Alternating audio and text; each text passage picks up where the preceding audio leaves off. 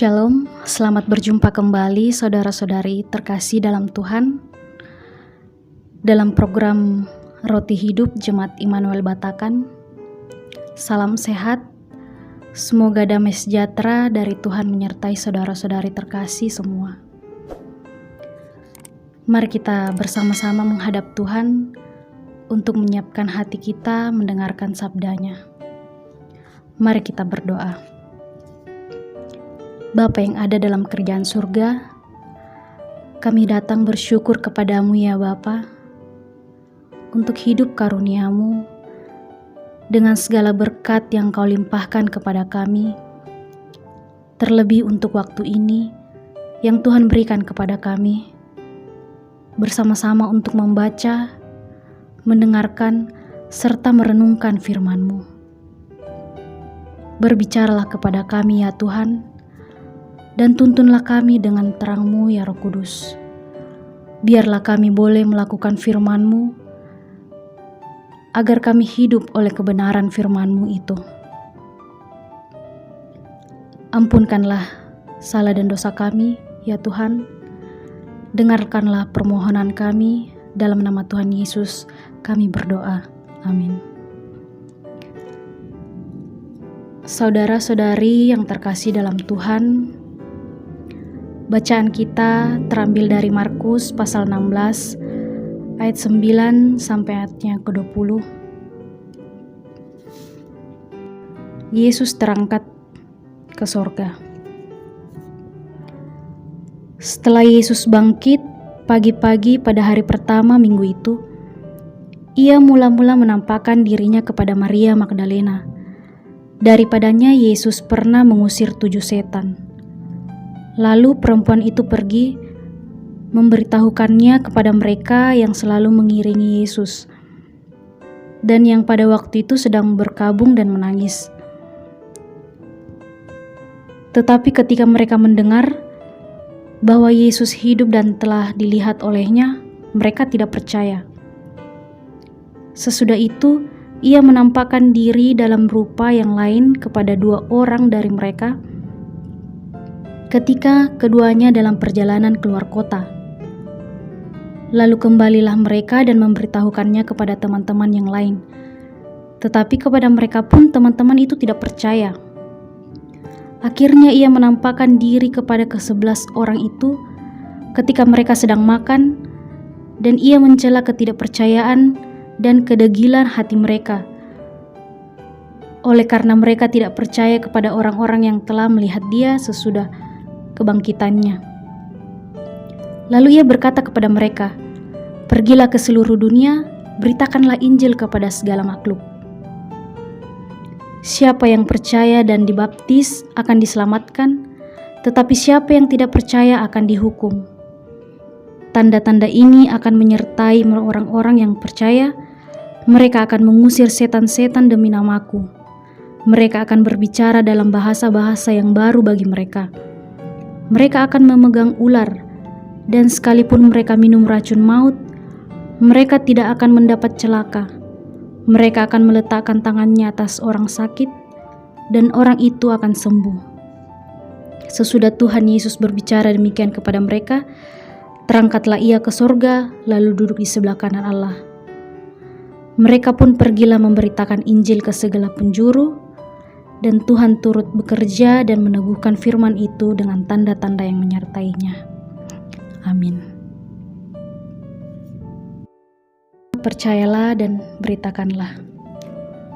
Saudara-saudari yang terkasih dalam Tuhan, kata percayalah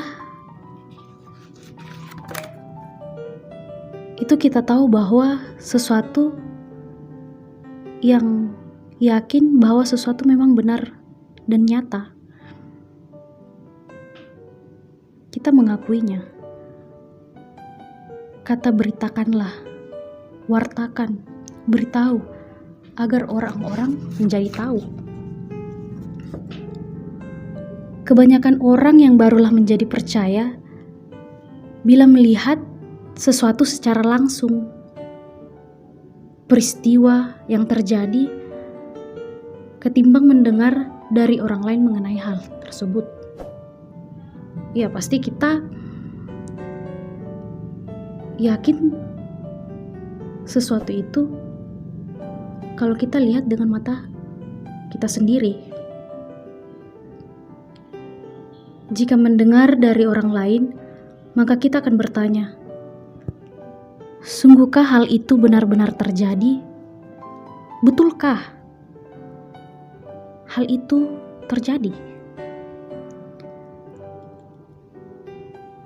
Kalimat ini kadang timbul di benak kita saat kita meragukan sesuatu. Bahkan kita ragu dengan berita yang disampaikan oleh seseorang yang akhirnya kita tidak percaya dengan hal tersebut.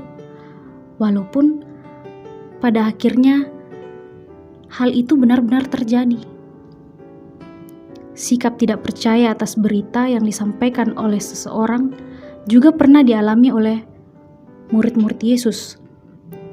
Ketika para murid mendengar tentang kebangkitan Yesus yang disampaikan oleh Maria Magdalena dan 2 orang yang sedang melakukan perjalanan keluar kota, mereka tidak percaya dengan berita tersebut. Para murid memang tidak melihat secara langsung Yesus yang telah bangkit itu. Namun, jika kita melihat kedekatan dan kebersamaan murid dengan Yesus, harusnya para murid percaya dengan berita kebangkitan itu. Sebelumnya Yesus sendiri mengatakan bahwa Ia akan mengalahkan maut dan bangkit pada hari yang ketiga. Namun, karena ketidakpercayaan mereka, sehingga menampakkan diri kepada mereka dan menegur kedegilan hati mereka.